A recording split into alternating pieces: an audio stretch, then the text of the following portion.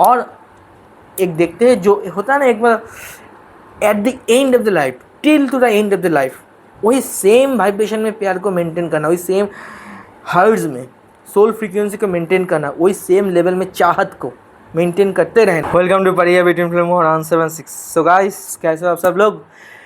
पिछले 2 वीडियोस में हम लोग ये देखे थे कि अगर आपकी कुंडली में कौन से प्लैनेट के सिचुएशन से आप समझ सकते हो कि आप ट्विन फ्लेम जर्नी में हो या फिर नहीं हो। और एक वीडियो हम लोग ऐसे देखे थे कि जिसके ज़रिए आप ये देख सकते हो कि सामने वाला पार्टनर आपका ट्विन फ्लेम है या फिर नहीं है। आज हम लोग देखेंगे कि अगर आपका सामने वाला पार्टनर मान लो आपका ट्विन फ्लेम ही है, तो उनसे अगर आपका यूनियन हो जाता है तो क्या वो यूनियन परमानेंट चलने वाला है। क्योंकि बहुत हद तक ऐसा देखा गया है कि 2 ट्विन एक दूसरे से शादी करते हैं, शादी के बाद भी बहुत दिन तक एक साथ रह नहीं पाते हैं, शादी के बाद सेपरेशन चला आता है। तो ट्विन से शादी करना इसके मतलब ये नहीं होता है कभी भी कि पूरा लाइफ ही एक साथ आप दोनों साथ रहने वाले हो। क्योंकि ट्विन के अंदर डिवोर्स केसेस भी बहुत ज़्यादा होता है, ऐसा भी देखा गया है। और बहुत सारे ट्विन्स ऐसे होते हैं जो एक दूसरे के शादी में आने के बाद पूरा लाइफ मज़े से रहते हैं। तो देखना पड़ता है आपका D9 चार्ट में कौन से ग्रह का प्लेसमेंट कौन से डिग्री में एंड कौन से एस्पेक्ट में है, जिससे आप ये समझ सकते हो कि आपका ट्विन फ्लेम के साथ आपका यूनियन कितने दिन का चल सकता है। मान लो आपके साथ आपका ट्विन अभी यूनियन में है, तो कितना दिन तक ये यूनियन चलने वाला है, इसको भी आप समझ सकते हो आपके बर्थ चार्ट, उनके प्लैनेटरी पोजीशन एंड आपके जो पार्टनर है उनका birth chart, planetary position and दशा अंतर्दशा। इससे यूनियन का मतलब ये नहीं होता है कि यही परमानेंट यूनियन है, पूरा लाइफ एक साथ चलने वाला है। क्योंकि लाइफ में बहुत ज़्यादा स्ट्रगल आने वाला है और ट्विन फ्लेम के लाइफ में शुरुआत से स्ट्रगल रहता है और वो एंड तक रहता है। इसीलिए यूनियन में जाने से पहले थोड़ा ये तो आप जान लो कि आप जिनसे ट्विन समझ के शादी कर रहे हो, मान लो वही आपका ट्विन भी है, क्या ये यूनियन अल्टीमेट होने वाला है। क्योंकि खुशियाँ बहुत ज़्यादा इंपॉर्टेंट रहता है, मतलब हम जिससे आज जुड़ रहे हैं उनके साथ खुश रहने का इम्पोर्टेंस बहुत ज़्यादा होता है।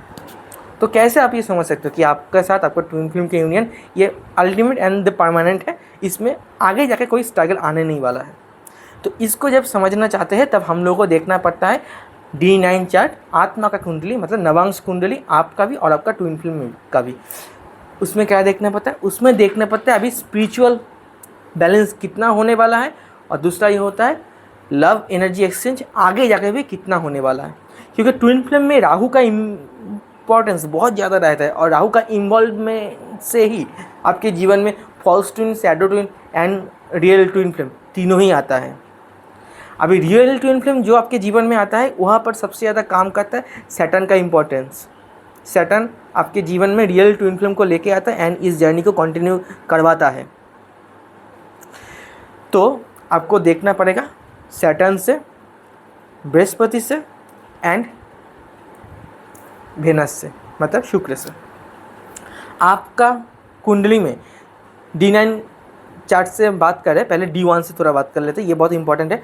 D1 चार्ट में क्योंकि आपका ये लग्न जो होता है वो आप होते हो, तो ट्विन फ्लेम जर्नी को जब समझना चाहते हो तो आपको मेन चार्ट के सैटर्न का प्लेसमेंट एंड उसके साथ जुपिटर का कॉन्जंक्शन देखना पड़ता है। ये इसलिए होता है क्योंकि सैटर्न होता है आपका ट्विन फ्लेम जर्नी का इंडिकेटर। आपका जिस घर में सैटर्न होगा, आपका ट्विन फ्लेम का क्या सैटर्न वही सेम घर में है, और किसी एक के सैटर्न के ऊपर क्या जुपिटर की ब्लेसिंग्स है। क्योंकि जुपिटर एक होता है, जुपिटर हम क्या बोलते हैं कि जिसका जुपिटर अच्छा है उसका सब अच्छा है, ऐसे बोलते हैं ना कि अरे ये तो अपने आप में जुपिटर है। ये ऐसे बोलते हैं ना कि मान लो कोई बोलता है ना घर में जब शादी करके बीवी आती है तब क्या बोलते हैं कि ये तो लक्ष्मी का रूप है, पूरा घर के संभालने वाली, पूरा घर, पूरा मतलब full of prosperity, full of wealth, full of happiness. मतलब जो लाइफ का जो स्टेबिलिटी होता है, हैप्पीनेस होता है, ऑस्पिशियसनेस जो होता है, ये हम लोग जुपिटर से इंडिकेट करते हैं। ये बेसिक पॉइंट्स है। तो आपका ट्विन फ्लेम जर्नी को समझने के लिए आपको सैटर्न को देखना पड़ेगा। आपका D1 में आपका सैटर्न जिस हाउस में है, आपका पार्टनर का भी सैटर्न सेम हाउस में है। ये बहुत हद तक कंफर्म करता है कि आप ट्विन फ्लेम में हो, और किसी एक के सैटर्न के साथ 7th हाउस का कॉन्जंक्शन या फिर दृष्टि संबंध होना चाहिए। अभी उसमें देखिए किसी एक का सैटर्न के ऊपर क्या जुपिटर का दृष्टि है, या फिर वो सैटर्न क्या जुपिटर के घर में है, तो फिर आप बहुत हद तक ये कन्फर्म कर सकते हो कि ये जर्नी बहुत लॉन्ग टर्म तक चलने वाला है, क्योंकि जुपिटर जो होता है वो जहाँ पर दृष्टि मारता है अमृत हो जाता है वो जगह। तो जुपिटर जब आपके ट्विन फ्लेम जर्नी को डिनोट करने वाला सैटर्न को दृष्टि मारेगा, पूर्ण दृष्टि देगा, चाहे वो 7th एस्पेक्ट हो या फिर 5th या 9th, तो वो जर्नी को भी अमृत बना देगा, अमर प्रेम क्रिएट कर देगा। स्पिरिचुअल बेस वो होता है इस जर्नी के लिए जो आपका soul to soul unconditional love energy को मेंटेन करवा देता है, क्योंकि स्पिरिचुअल बेस के अलावा खाली फिजिकल लेवल में इसको समझ नहीं जाओगे तो ट्विन फ्लेम जर्नी को आप कभी भी रियलाइज ही कर नहीं पाओगे, इसको जी नहीं पाओगे, बहुत क्लोज आने के बाद भी सेपरेशन में चले जाओगे।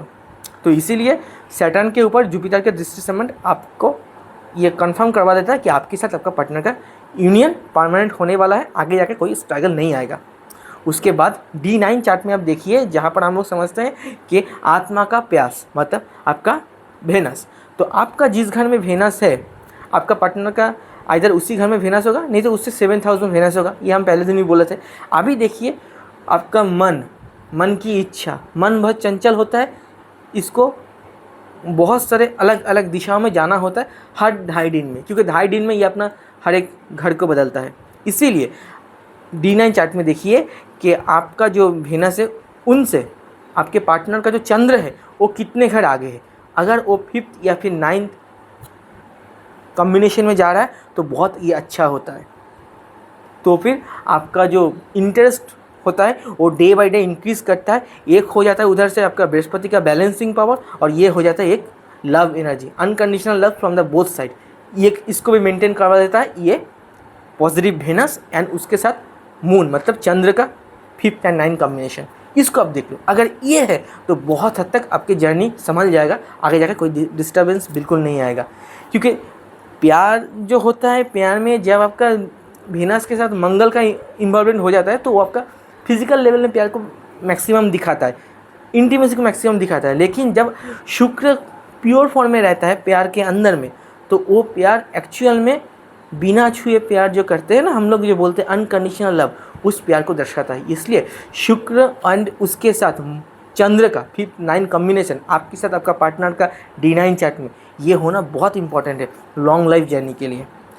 उसके बाद आप देखिए D9 चार्ट है, नवांश कुंडली है, तो इसको आप स्पिरिचुअल कुंडली भी बोलते हैं। आप मानते हैं, आपको शायद मालूम भी है कि धर्म को, 9th को, भाग्य को, स्पिरिचुअल ग्रोथ को अगर देखते हैं तो हम लोग D9 को देखते हैं, या फिर आप जिसके साथ हो उनके साथ आपका जो लाइफ कैसे स्टेबल रहने वाला है इसको समझने के लिए हम D9 एंड D9 में जुपिटर का प्लेसमेंट को देखते हैं। तो आपका जिस घर में जुपिटर होगा, आपके सामने वाला पार्टनर का सेम उसी हाउस में जुपिटर होगा, नहीं तो उसी हाउस के 7th में या फिर 5th या फिर 9th में जुपिटर आएगा।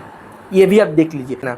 उसको देखने के लिए राहु को आप कैसे भूल सकते हो, राहु को वेनस के साथ देखना पड़ता है। आपका जिस घर में D9 में राहु होगा, आपका पार्टनर का उससे 5th या फिर 9th हाउस में वेनस रहेगा। वेनस एंड राहु का जो 5th एंड 9th कॉम्बिनेशन बनता है, मतलब किसी एक का वेनस, सामने वाला का राहु, ये दोनों के अंदर जब 5th एंड 9th का कॉम्बिनेशन बनता है तो सोल लेवल में वो एकदम अनफॉरगेटेबल लव एनर्जी को दिखाता है, जो प्यार कभी ना ख़त्म होता है, दोनों एक साथ एकदम रहने वाले हैं। तो आई थिंक आपको समझ में आ गया। पर्सनल लेवल में कंसल्टेंसी चाहिए तो दिए गए व्हाट्सएप नंबर पे आप व्हाट्सएप कीजिए, कमेंट सेक्शन में जाके कमेंट कीजिए, नहीं तो ईमेल आईडी में जाके हम लोगों को ईमेल कीजिए। खुश रहिए, मस्त रहिए, बहुत सारा ब्लेसिंग हमको दीजिए। Thank you so much.